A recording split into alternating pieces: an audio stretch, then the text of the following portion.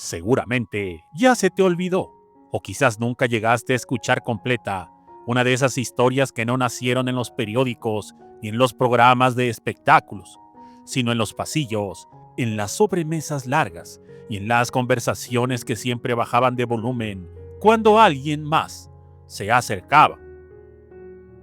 Una versión que durante años se repitió con variaciones, pero con un núcleo que nunca cambió: que el comediante Eulalio González Piporro, en pleno auge de su carrera, habría sostenido una relación completamente discreta con la actriz Irán Eori, esto a inicios de los años 60, y que desde ese vínculo, lejos de las cámaras y de cualquier registro oficial, habría nacido un hijo en el año de 1963.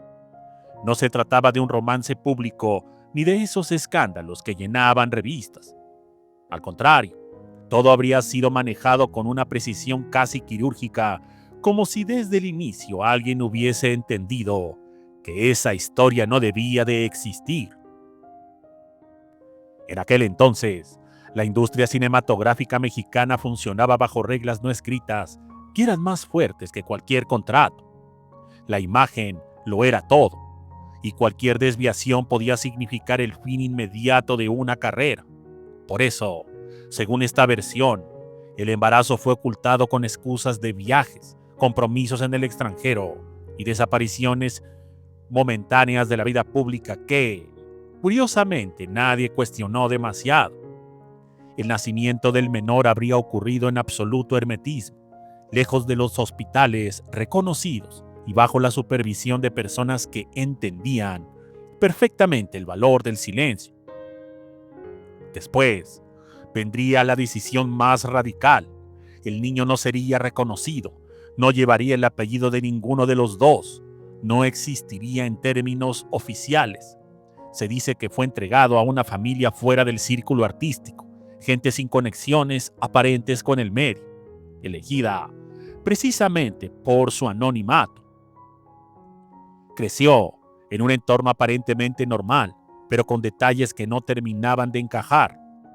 Apoyos económicos que llegaban sin explicación clara, visitas esporádicas de personas que no se identificaban del todo, y una sensación constante de que había algo en su historia que no le estaban contando. Algunos aseguran que, con el paso de los años, el joven comenzó a atar cabos, a sospechar de su origen, a entender que no era quien le habían dicho que era. Para mediados de la década de los 70, el muchacho ya era un adolescente, alto, con una presencia que llamaba la atención, y según quienes dicen haberlo conocido, con un carácter fuerte e impulsivo, difícil de controlar. Otros afirman que su cara era la de Eulalio González Pipor. Fue entonces cuando de alguna manera comenzó a acercarse a círculos donde se movía gente con poder real. No está claro cómo ocurrió ese acercamiento. Algunos dicen que fue a través de amistades, otros que alguien lo introdujo deliberadamente a consecuencia de drogas. Lo cierto es que empezó a frecuentar fiestas privadas, reuniones en casas que no aparecían en registros, lugares donde la música, el alcohol y la influencia se mezclaban sin límites. En esos espacios, los apellidos importaban, pero también el comportamiento. Y es ahí donde, según las versiones más insistentes, todo salió de control. En una de esas noches, en una residencia resguardada por seguridad privada, el joven coincidió con una figura que en ese momento representaba un poder prácticamente intocable. Me refiero a Arturo Durazo Moreno, mejor conocido como el Negro Durazo. No era un invitado más. Su sola presencia imponía una jerarquía que nadie se atrevía a cuestionar. La fiesta, como tantas otras, avanzaba entre risas, excesos y conversaciones cruzadas, hasta que algo ocurrió. No hay una única versión de ese momento, pero todos coinciden en lo esencial. Hubo una discusión. Algunos hablaban de un comentario fuera de lugar, otros de una provocación directa, otros más de una simple mirada mal interpretada. Lo cierto es que el intercambio subió de tono. Testigos indirectos mencionarían, después que el joven no midió las consecuencias, que respondió como si estuviese frente a alguien de su misma condición, sin entender o sin importarle quién tenía enfrente. Y entonces ocurrió lo impensable, una cachetada. El golpe más que físico fue simbólico, un desafío frontal a una figura que no estaba acostumbrada a ser desafiada. A partir de ahí, el relato se vuelve turbio, fragmentado, lleno de huecos. Algunos aseguran que el ambiente cambió de inmediato, que la música bajó, que varias personas fueron retiradas del lugar con discreción. Otros dicen que no pasó nada en ese momento, que la fiesta continuó como si nada, pero que el joven ya estaba marcado. Lo que sí se repite en todas las versiones es que después de esa noche nadie volvió a verlo.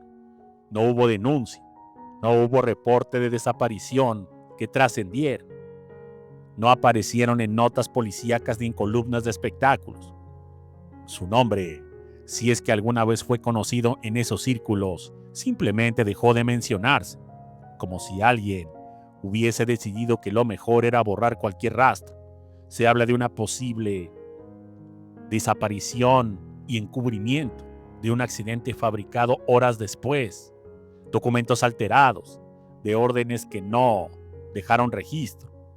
Pero nada de eso pudo comprobarse nunca, y mientras tanto, fuera de ese mundo cerrado, la vida seguía exactamente igual. Eulalio González, evidentemente que se enteró que su hijo no reconocido había sido asesinado a manos de Arturo Durazo Moreno. Sin embargo, hizo el esfuerzo y continuaba con su carrera, haciendo reír a millones, consolidándose como una figura entrañable. Entre tanto, Irán Eori, también con el corazón roto, seguía construyendo su camino en cine y televisión, manteniendo una imagen impecable. Ninguno de los dos hizo jamás una declaración que siquiera insinuara la existencia de esa historia. Nada, ni una palabra. Con el paso de los años, el relato no desapareció, pero tampoco logró consolidarse como una verdad aceptada. Sobrevivió en los márgenes, en testimonios de segunda mano, en papeles sin firma, en voces que siempre pedían discreción.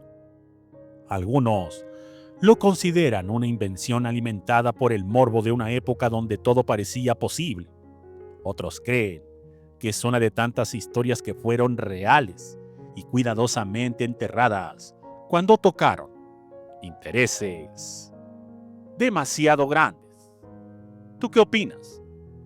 Muchas gracias y hasta la próxima.